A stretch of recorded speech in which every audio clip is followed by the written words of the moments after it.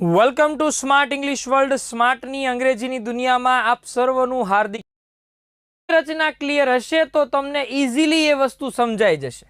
પછી આપણે એનો ઉપયોગ ઉપયોગ જે છે એ સાથે સાથે સમજીશું કે અમુક કાળ એના ઉપયોગ ઉપર ચાલશે. અમુક કાળ એ પછી આપણે અભ્યાસ કરીશું કાળ સૂચક શબ્દો. અમુક કાળ જે છે ને એ શબ્દો વગર તો બની જ ન શકે. ફોર એક્ઝામ્પલ સાદો વર્તમાન કાળ છે, ચાલુ વર્તમાન, આ શબ્દો વગર ન બની શકે. એના પછી આપણે એના એક્ટિવ પેસિવ જે છે એ અભ્યાસ કરીશું. એના એક્ટિવ પેસિવનો અભ્યાસ કરીશું કે એક્ટિવમાંથી પેસિવમાં કઈ રીતે કન્વર્ટ કરી શકાય. એના પછી આપણે અભ્યાસ કરશું એક જ વાક્ય લઈ અને એ વાક્યનું ડિટેલિંગ કે 8/8માં કઈ રીતે કન્વર્ટ કરવાના, બરાબર છે, એનો અભ્યાસ કરીશું. અને ઉદાહરણ જે છે એ આપણે જોઈશું. અને છેલ્લે આપણે જોઈશું ઓલ્ડ એક્ઝામ આસ્ક્ડ ક્વેશ્ચન. જે તે કાળના ઓલ્ડ એક્ઝામ્સ આસ્ક્ડ ક્વેશ્ચન. કાળની અંદર આપણે દરેક કાળમાં આટલા મુદ્દા કવર કરવાના થશે. જે કાળ ભણાવીશ એમાં વાક્ય રચના, ઉપયોગ, કાળ સૂચક શબ્દો, એક્ટિવ પેસિવ, વાક્ય, ઉદાહરણ અને ઓલ્ડ એક્ઝામ આસ્ક્ડ ક્વેશ્ચન મૂકેલા જશે. આપણે દરેકે દરેક વસ્તુ ક્લિયર કરીશું. એમાં સૌથી પહેલા આજનો સેશન છે એ સાદો વર્તમાન કાળ છે.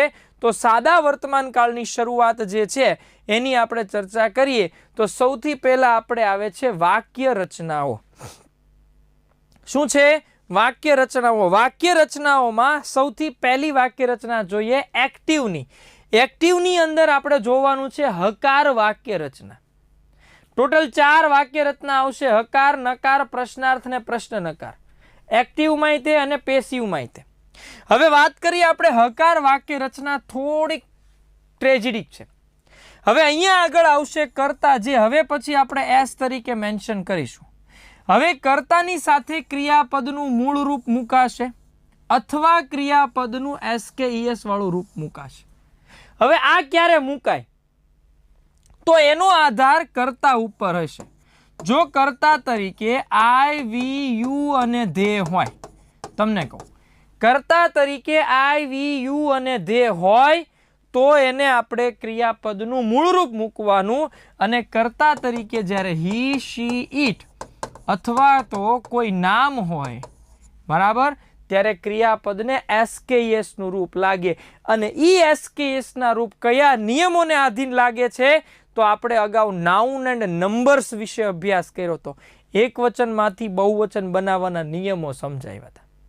એ નિયમોમાં જે રીતે એસકેએસ લાગે છે એ જ રીતે એસકેએસ અહીંયા ક્રિયાપદને લગાડવાનું થાય. વાય હોય તો વાયનો અમુક વખતે આઈ કરીને ઈએસ લગાડવાનું, અમુકમાં ડાયરેક્ટ વાયનો આઈ ડાયરેક્ટ એસ લાગી જાય, બરાબર. ઈ નિયમોને આધીન ચાલશે. આ હકારની વાક્ય રચના છે. હવે આપણે જોઈએ નકારની વાક્ય રચના. નકારની વાક્ય રચનામાં શું છે તો કે નકાર કરવું હોય તો સહાયકારક શબ્દ મૂકવા પડે. કયા કયા? એક તો ડુ મૂકવું પડશે અને એક ડઝ મૂકવું પડશે. ડુ ક્યારે આવે? જ્યારે કર્તા તરીકે ક્રિયાપદનું મૂળ રૂપ હોય ત્યારે I, we, you, he, I, we, you, they હોય ત્યારે ડુ મૂકવાનું. એ બધા સિવાયના કરતા હી, શી, ઇટ હોય અથવા તો કોઈ એક વચનનું નામ હોય તો ડઝ મૂકવાનું. બટ મહત્વનો ફેરફાર એ છે કે અહીંયા આગળ ફરજિયાત V1 આવે. અહીંયા VSKS હતું તોય ફરજિયાત તમારે V1 જ મૂકવાનું. એ શું કામ V1 મૂકવાનું? તો યાદ રાખજો કે 3 રૂપો છે, ડુ, ડઝ અને ડીડ, બરાબર છે. ડુ, ડઝ અને ડીડ આ જ્યારે વાક્યમાં નોટ સાથે અથવા પ્રશ્નાર્થમાં આવી જાય તો એની સાથે ફરજિયાત V1 જ મુકાય. વર્તમાન કાળ હોય તોય ભલે ને ભવિષ્ય કાળ હોય તોય ભલે. એટલે એ રીતે વાક્ય રચના જે છે એ આખી બની છે. તો વાક્ય રચના આવી રીતે થશે: સબ્જેક્ટ પ્લસ ડુ, ડઝ, અથવા તો ડુ કા મૂકો ને કા ડઝ મૂકો. એ કોના ઉપર આધારિત છે? કર્તા ઉપર.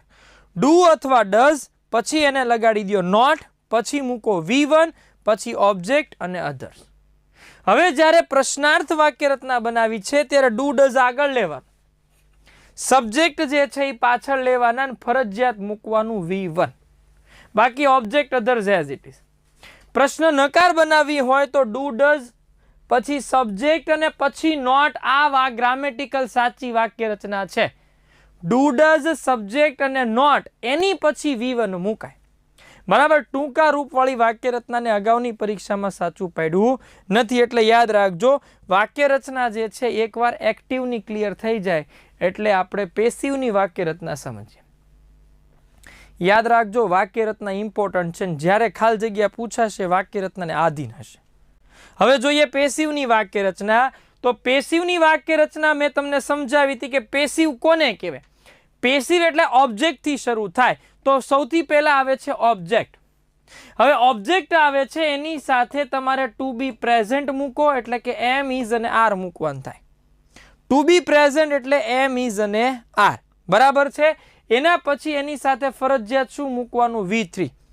કોઈ પણ પેસિવ વાક્ય રચનામાં યાદ રાખજો, કોઈ પણ પેસિવમાં હંમેશા V3 મૂકવાનું થાય. ગમે તે પેસિવ હોય હંમેશા ક્રિયાપદનું ત્રીજું રૂપ આવશે, V3 જ આવશે હંમેશા, યાદ રાખજો. બરાબર છે. અને એના પછી આવે છે બાય, એના પછી આવે સબ્જેક્ટ, પણ સબ્જેક્ટની કર્મ વિભક્તિ મૂકવાની. વાક્ય રચના પહેલા ડિટેલમાં સમજાવું છું, ધ્યાન આપજો કે સૌથી પહેલા તમારે ઓબ્જેક્ટ મૂકવાનો. ઓબ્જેક્ટ કેમ મળે? તો વાક્યને તમારે ઓબ્જેક્ટ શોધવા માટે તમારે શું અથવા તો કોનેથી પ્રશ્ન પૂછો ને તમને જવાબ મળે. કાં તો ડાયરેક્ટ ઓબ્જેક્ટ કહેવાય અથવા ઇનડાયરેક્ટ ઓબ્જેક્ટ કહેવાય. એટલે કે વૈયક્તિક અને બિનવૈયક્તિક, મુખ્ય અને ગૌણ, જે તમે નામ આપો એ. બરાબર. તો શુંથી પ્રશ્ન પૂછો ને તમને વસ્તુ મળે. કોનેથી પ્રશ્ન પૂછો ને તમને શું મળશે? વ્યક્તિ મળશે. ક્લિયર? તો આવી રીતે તમારે આખી વાક્ય રચના જે છે યાદ રાખવાની છે કે ઓબ્જેક્ટ પછી ટુ બી નું રૂપ મૂકવાનું. ટુ બી નું રૂપ કયું? તો કે પ્રેઝન્ટનું. કયા રૂપો છે પ્રેઝન્ટના? તો કે એમ, ઇઝ, આર મૂકવાના છે. બરાબર છે. પછી એની સાથે હંમેશા પેસિવ હોય ને એટલે તમારે આંખ બંધ કરીને V3 જ કરી નાખવાનું. પેસિવ હોય એટલે આંખ બંધ કરીને V3 જ મૂકવાનું છે. અને પછી બાય, સબ્જેક્ટ અને અધર્સ. હવે એવી રીતે નકાર કરો તો નકારની અંદર તે શું કરવાનું? ટુ બી પ્રેઝન્ટ ને નોટ લગાડી દેવાનું, બાકી બધું એઝ ઇટ ઇઝ. પ્રશ્નાર્થ કરો તો ટુ બી પ્રેઝન્ટ આગળ લઈ લેવાનું, ઓબ્જેક્ટ પાછળ લઈ લેવાનું, V3 બાય, સબ્જેક્ટ, અધર્સ, એ બધું એઝ ઇટ ઇઝ. પ્રશ્ન નકાર કરો તો ટુ બી પ્રેઝન્ટ ને આગળ લઈ લો, ઓબ્જેક્ટ પછી નોટ મૂકી દો. આ થઈ ગઈ વાક્ય રચના. આ વાક્ય રચના જો એકવાર મોઢે હોય તો લગભગ જે છે એ તમારે કોઈ ઇશ્યુ આવે નહીં સમજવામાં. હવે મેં તમને વાત કરી કે એક્ટિવ વોઇસ અને પેસિવ વોઇસની. તો એક્ટિવ વોઇસ અને પેસિવ વોઇસમાં જ્યાં કર્તાનું સ્થાન છે ત્યાં કર્મ આવી જાય અને કર્મના સ્થાને કર્તા જાય. તો હંમેશા એની કર્મ વિભક્તિ લે. જો આય હોય ને તો ફરજિયાત તમારે મી મૂકવું પડે બાય પછી. બાય આય કોઈ દી નો આવે. By me, by us, by you, by him, આગળ ભલે હી હોય પણ પાછળ એની કઈ વિભક્તિ મૂકવી પડે? ફરજિયાત કર્મ વિભક્તિ મૂકવી પડે.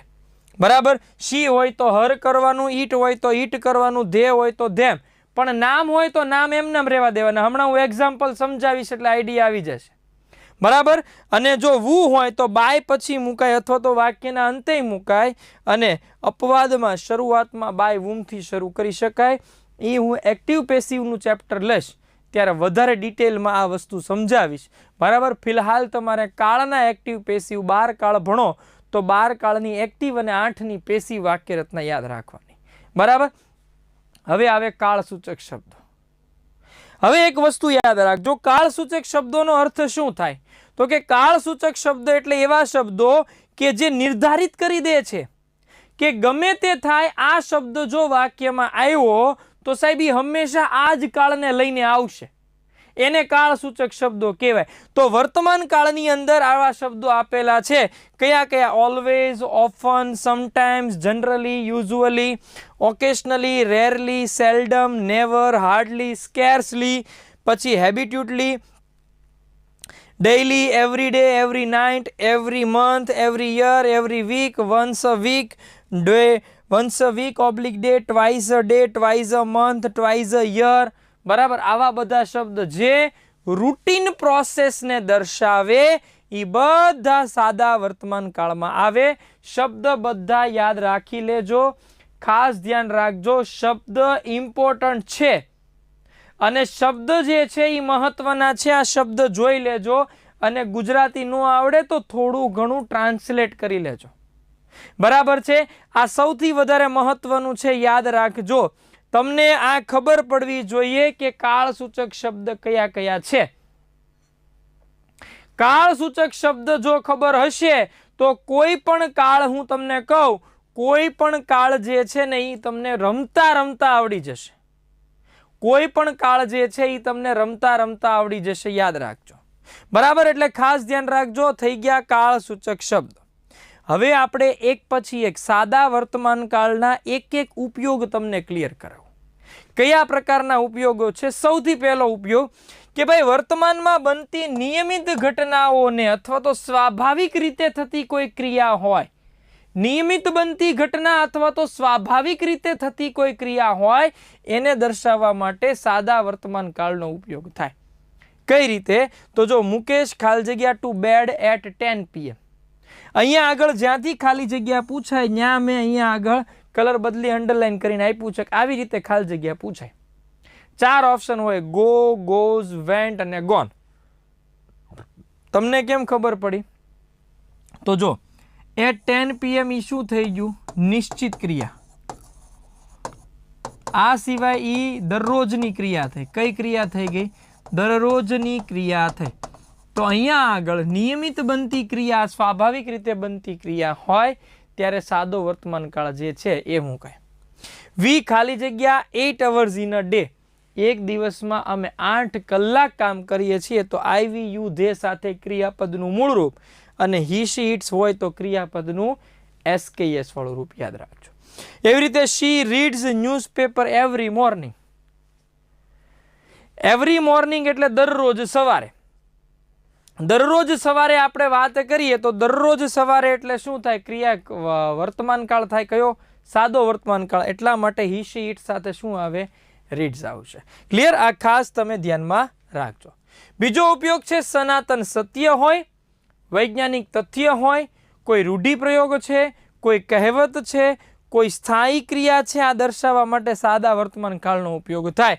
હું એમ કહું ધ સન ખાલી જગ્યા ઇન ધ ઈસ્ટ. આ ફિક્સ છે, સનાતન સત્ય છે. વોટર ખાલી જગ્યા એટ 100 degree Celsius ફિક્સ છે, સનાતન સત્ય છે. ધ ગંગા સ્પ્રિંગ્સ ખાલી જગ્યા ફ્રોમ ધ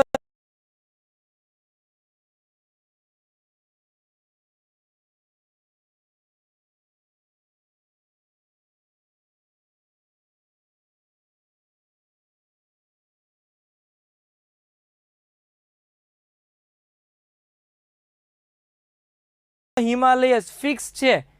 જે રૂટીન બનતી ક્રિયા છે, સ્થાયી ક્રિયા છે, વૈજ્ઞાનિક તથ્ય છે, સનાતન સત્ય છે, એ દર્શાવવા માટે સાદા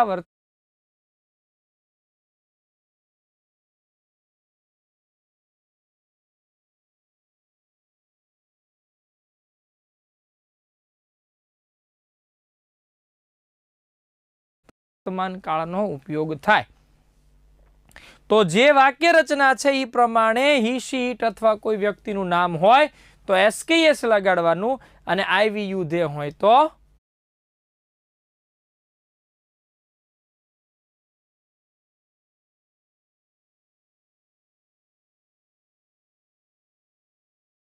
મૂળરૂપ. ત્રીજો ઉપયોગ છે કોઈ વસ્તુ પ્રત્યેનો અધિકાર. હું એમ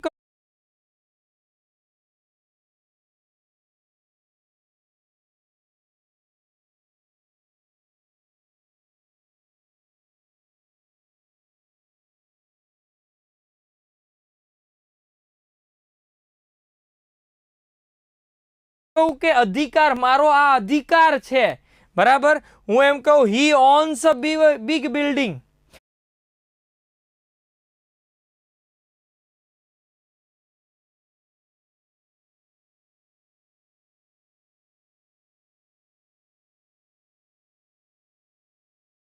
તેને પોતાની એક મોટી ઇમારત છે. This pen belongs to me. આ પેન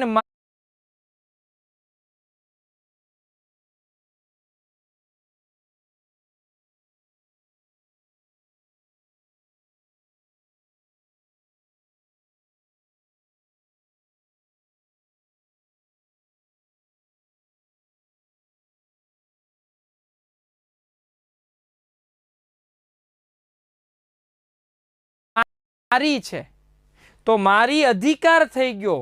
તો જ્યારે અધિકાર દર્શાવવાનું હોય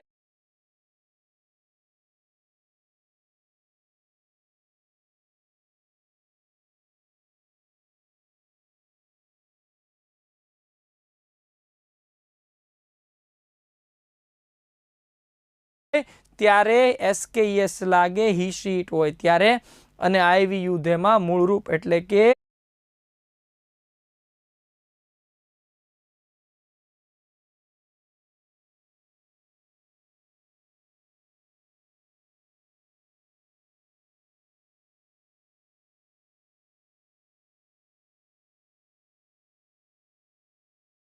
સાદો વર્તમાન કાળ વપરાય.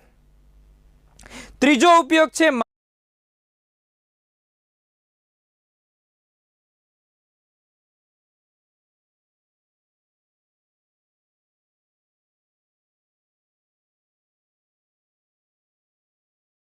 માનસિક ક્રિયા અને લાગણીઓની અભિવ્યક્તિ કરવા માટે. માનસિક ક્રિયા, લાગણી, અભિવ્યક્તિ એટલે તમારે કઈ કેવું છે.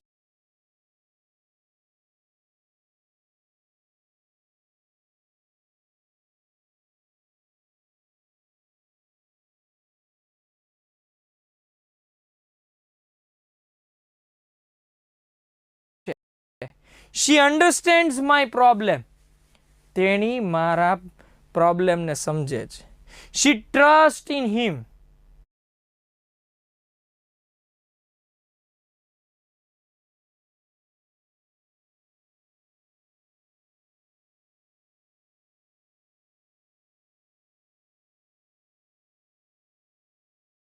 તો જો બધામાં એસકેએસ લાગેલું છે. શું કામ? અહીંયા શી છે એટલા માટે, હી શી ઇટ હોય એટલા માટે.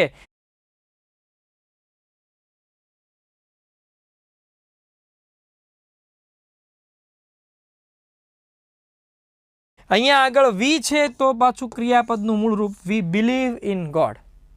આ આપણી લાગણી છે, આપણી માનસિક.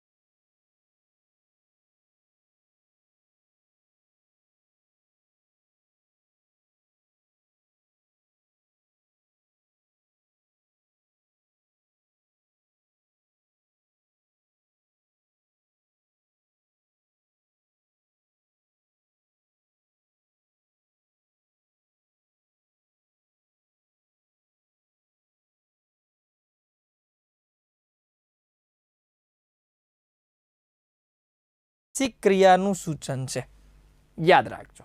ક્લિયર? એના પછી છે નજીકના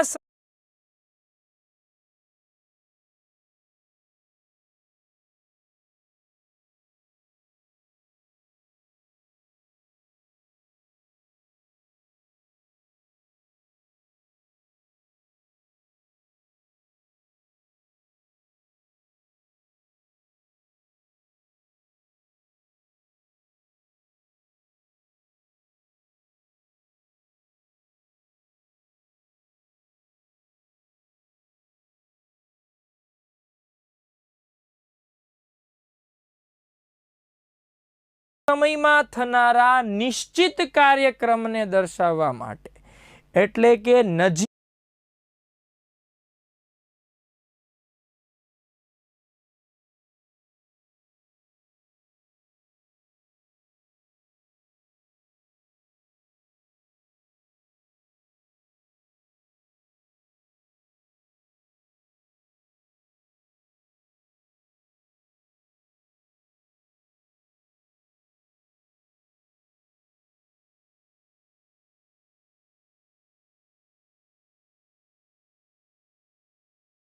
નજીકનો ભવિષ્ય દર્શાવે.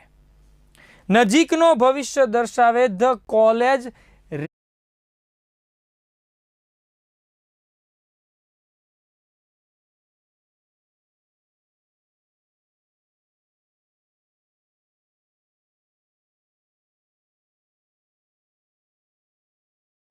reopens in October. He goes to Mumbai in next Sunday. યાદ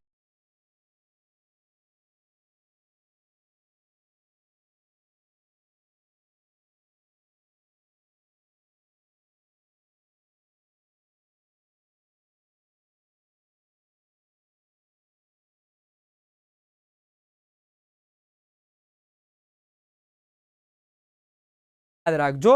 અહીંયા આગળ માય સિસ્ટર રિટર્ન્સ ટુમોરો. હવે જો અહીંયા આગળ તમને ટુમોરો આપ્યું છે, નેક્સ્ટ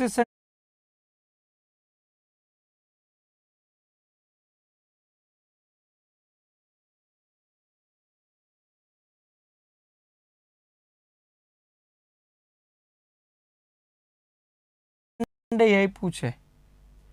પણ યાદ રાખજો, જો કાળની અંદર ઓપ્શનમાં સાદો ભવિષ્યકાળ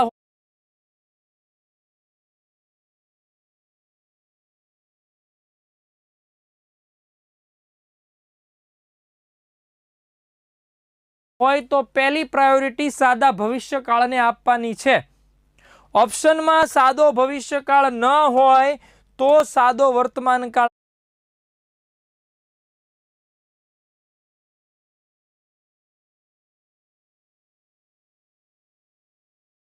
આવે. નજીકનો ભવિષ્ય દર્શાવવા માટે આ ખાસ ધ્યાન રાખજો. જે વાક્ય રચના કીધી છે હું તમને અહીંયા સમજાવું છું કે ભાઈ માય સિસ્ટર ખાલી જગ્યા ટુમોરો. તો ઓપ્શન જે છે ને કંઈક તમને આવા આપ્યા છે કે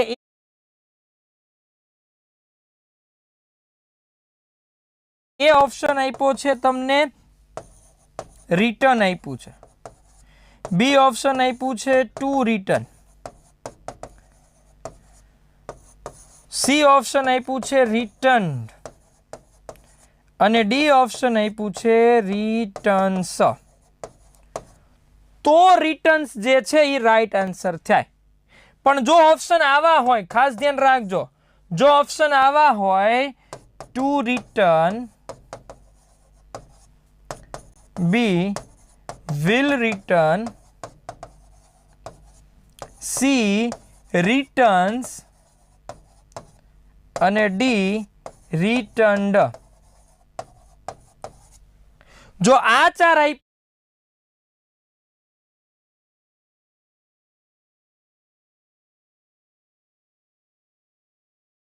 હોય તો રાઈટ આન્સર જે છે એ તમારે યાદ રાખવાનું છે રિટર્ન્સ.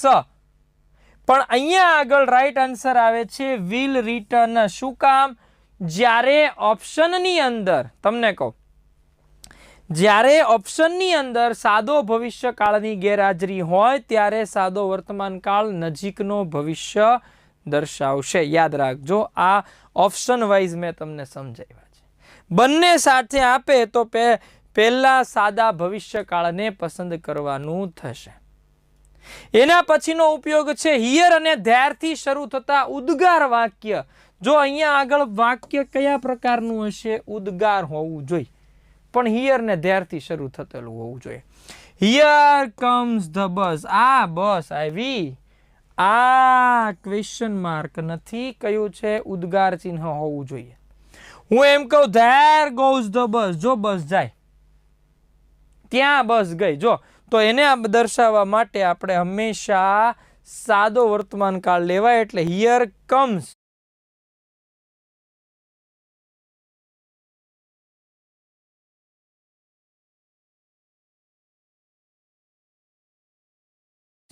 કોના માટે કીધું છે? બસ માટે, એટલે કમ્સ ઇટમાં આવે.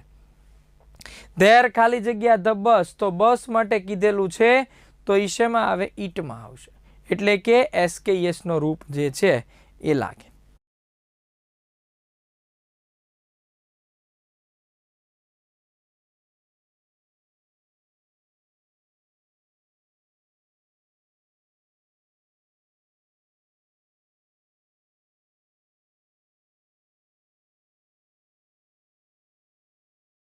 પછી જ્યારે તમે કોઈ જીવંત પ્રસારણ, મેચ, નાટક, ફિલ્મ કે સિરિયલ કે રેડિયો કે ટેલિવિઝન આવું તમે જોઈ રહ્યા છો ને એ વખતે તમારે કંઈક વાત રજૂ કરવી છે ત્યારે સાદો વર્તમાન કાળ વપરાય.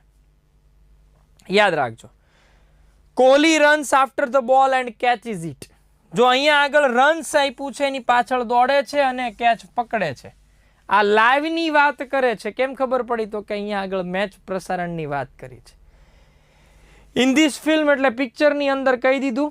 એટલે ફિલ્મ થઈ ગયું, નાટક થઈ ગયું, કાર્યક્રમ થઈ ગયો. તો એને દર્શાવવા માટે હંમેશા ક્રિયાપદનું SKS વાળું રૂપ અથવા મૂળ રૂપ એટલે કે સાદો વર્તમાન કાળ વપરાય છે. બરાબર, ધ્યાન રાખજો. પછી ઇતિહાસની કોઈ ઘટના હોય એને જીવંત કરીને તમારે કેવી છે. કોઈ ઐતિહાસિક ઘટનાને તમારે જીવંત કરીને કેવી છે. એટ લાસ્ટ, અંતમાં રામ કિલ્સ રાવણ. તમે જીવંત ઘટના કરો છો કે અંતે રામ રાવણને મારે છે. Babar crosses the plains, Ibrahim opposes him with a large army. તો અહીંયા આગળ ઐતિહાસિક ઘટના છે એટલા માટે ક્રિયાપદને SKS લાગે છે, કારણ કે આગળ હી શી ઇટમાંથી કોઈ એક નામ છે એટલા માટે. તો જ્યારે તમને એમ કે જ્યારે કોઈ ઐતિહાસિક ઘટનાને તમારે લાઈવ પ્રદર્શન કરવું છે ત્યારે આનો ઉપયોગ થાય. એનો પછીનો ઉપયોગ છે કે શરતી વિધાનમાં સાદા વર્તમાન કાળનો ઉપયોગ થઈ ગયો હોય તો પાછળ સાદો ભવિષ્યકાળ આવે. શું આવશે? સાદો ભવિષ્યકાળ. ઇફ હી રન્સ ફાસ્ટ, હી ખાલી જગ્યા catch the bus, will catch the bus. તો અહીંયા આગળ વિલ આપ્યું હોય અને ઓપ્શન આપ્યા હોય તો રન્સ મૂકવાનું. આનું વિપરીત, અહીંયા રન્સ આપ્યું હોય તો અહીંયા શું મૂકવાનું? Will catch. અંગ્રેજીમાં એક ટોપિક જ છે કન્ડિશનલ સેન્ટેન્સીસ. એ હું તમને આગળ સમજાવીશ. બરાબર, ત્યારે એ આખો ટોપિક આવશે ત્યારે બધા કન્ડિશનલ સેન્ટેન્સ આવશે. અહીંયા આગળ when he comes here he will help me. તો અહીંયા આગળ જે છે એ સાદો વર્તમાન કાળ, કારણ કે વિલ હેલ્પ આપ્યું છે. શું આપ્યું છે? Will help. આને કહીશું આપણે કન્ડિશનલ સેન્ટેન્સ. શું કહીશું? Conditional sentence. હવે હું તમને એક્ટિવ પેસિવ સમજાવું છું. એક એક સેન્ટેન્સ તમે જુઓ. હી બાયઝ અ કાર, એ ઉપયોગ પૂરા, ઉપયોગ જે છે ત્યાં પૂરા. હવે આપણે એક્ટિવ પેસિવ સમજવાના છીએ. હી બાયઝ અ કાર, તેણે એક કાર ખરીદી. તેણે શું ખરીદ્યું? તો કે એક કાર. તો a car is bought by him. શું થઈ ગયું? અહીંયા જો હી હતું એને રિપ્લેસ થઈ ગયું હિમથી. ખાસ ધ્યાન રાખજો. બરાબર છે. એના પછી I finish my homework every day. હું દરરોજ મારું હોમવર્ક પૂર્ણ કરું છું. હું દરરોજ શું પૂર્ણ કરું છું? My homework is finished by me every day. એના પછી mister Thakur teaches us English daily. Daily શબ્દ છે. English is taught to us by mister Thakur daily. બરાબર, યાદ રાખજો. He wears a coat occasionally. તો a coat is worn. Wear નું શું કરવું પડે? worn. WORN. worn by him occasionally. બરાબર છે. એના પછી આપણે વાત કરીએ કે Hiyan plays cricket every morning. Hiyan દરરોજ સવારે ક્રિકેટ રમે છે. તો cricket is played by Hiyan every morning. Cricket is played by Hiyan every morning. આ એક્ટિવ પેસિવની વાક્ય રચના થઈ. હવે કોઈ એક વાક્ય હોય એને આપણે સમજીએ. હું એમ કહું તે દર મહિને બિલ ભરે છે. તે દર મહિને બિલ ભરે છે. તો તે એટલે હી પેઝ બિલ એવરી મંથ. હી એટલે સાદો વર્તમાન કાળમાં અહીંયા તે છે. દર મહિને એટલે એવરી મંથ. બિલ એટલે બિલ નાઉન થાય એટલે કે ભરે છે એટલે પે. તો હી પેઝ. આ થઈ ગયું સબ્જેક્ટ, ક્રિયાપદનું SKS વાળું રૂપ. આ થઈ ગયું નાઉન અને આ થઈ ગયું અધર્સ. આવી રીતે આખું વાક્ય જે છે એ બનતું હોય. હવે નકાર કરો તો હી ડઝ નોટ પે. અહીંયા જુઓ પેઝ હતું એને બદલે અહીંયા થઈ ગયું પે બિલ એવરી મંથ. એના પછી પેસિવ કરો, પ્રશ્નાર્થ કરો તો ડઝ આગળ આવે. Does he pay bill every month? Does he not pay bill every month? હવે આપણે પેસિવ કરીએ તો પેસિવમાં શું થાય, શું ભરે છે તો કે બિલ, તો bill is paid by him every month. જો ખાલી જગ્યા અહીંથી પૂછાય, bill is paid by him every month. Bill is not paid by him every month. Is bill paid by him every month અને is bill not paid by him every month. એક વાક્યના 1 જેવું થાય. હવે અહીંયા આગળ થોડાક એક્ઝામ્પલ આપ્યા છે. Students never reach their school late. તો અહીંયા આગળ સ્ટુડન્ટ્સ છે એટલે બહુવચન હોય એટલા માટે ક્રિયાપદનું મૂળ રૂપ મુકાય. સમટાઈમ્સ હી, સમટાઈમ્સ આવી ગયું એટલે સાદો વર્તમાન કાળ થાય. He comes to my office to meet me, તો સમટાઈમ્સને કારણે. અહીંયા આગળ નેવરને કારણે. ત્રીજું વાક્ય જો હાર્ડલી, યન હાર્ડલી ગોઝ ટુ ટેમ્પલ, ભાગ્યે જ મંદિરે જાય છે, તો હાર્ડલી શબ્દ આવી ગયો. વી આવી ગયું, તો we play cricket every Sunday. He may lose the game if he does not practice. If he does not, યાદ રાખજો. એના પછી don't go from here until I come back. હું ન પાછો આવું ત્યાં સુધીમાં, હું પાછો આવું ત્યાં સુધીમાં અહીંયાથી જતા નહીં. Don't go from here. If he runs fast, he will catch the bus. If he runs fast, જો તે ઝડપથી દોડ્યો હોત તો તેણે બસ પકડી લીધી હોત. How often does he visit my office? બરાબર, આ બધા સાદા વર્તમાન કાળના ઉદાહરણ છે. You can meet her when she calls you. Calls, SKS લાગ્યો. બરાબર, આ ઉદાહરણ બધા એકવાર ચેક કરી લેજો. If Ram works hard, he will pass. અહીંયા આગળ will pass આપ્યું છે એટલા માટે અહીંયા આગળ works આવે. સેન્ટેન્સ આપણે જોઈએ. Don't enter after the pune rings the bell. Rings, peon છે એટલા માટે. The lion does not eat grass. સિંહ કદી ઘાસ ખાતો નથી. The sun sets in the west. The sun sets in the west. કારણ કે એ શું થઈ ગયું, સનાતન સત્ય થયું, વૈજ્ઞાનિક તથ્ય થયું. He generally opens the shop at 9 AM.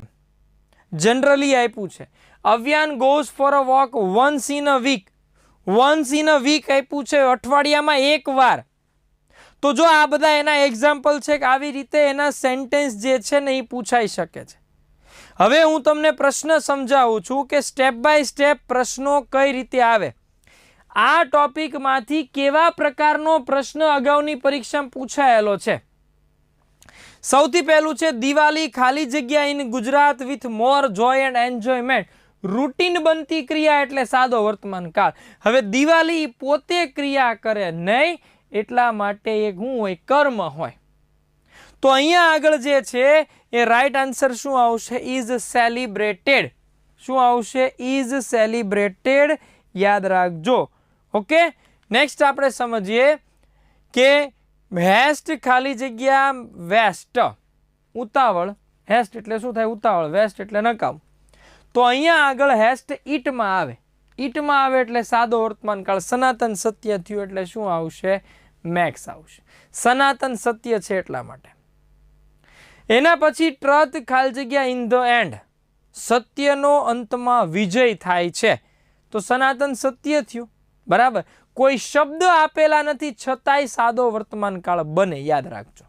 બરાબર, તો અહીંયા આગળ શું આવશે, ઈટમાં આવે એટલે એને શું લગાડી શકાય, વિન્સ. એના પછી વાત કરીએ હની ઓફન ખાલી જગ્યા for shopping on the weekend goes. હનીની વાત કરી છે. બરાબર છે, અને ઓફન શબ્દ આપેલો છે. ઓફન શબ્દ આપેલો હોય એટલે વાત ન્યાન્યાન ખતમ થઈ જાય.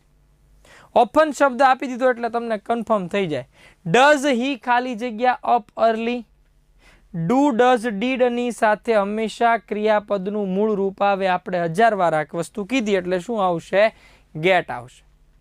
તો આવી રીતે પરીક્ષામાં સાદા વર્તમાન કાળના પ્રશ્નો પૂછાયેલા છે. બરાબર, કે સાદો વર્તમાન કાળ તમારે શીખવો હોય તો આવી રીતે તમે શીખી શકો છો. Okay, so I hope you all enjoy the session. તમને મજા આવી હશે અંગ્રેજીમાં સાદો વર્તમાન કાળ ભણવાની. નવા કાળ સાથે આપણે ફરી મુલાકાત કરીશું. Till then take care, bye bye, જય હિન્દ, જય ભારત.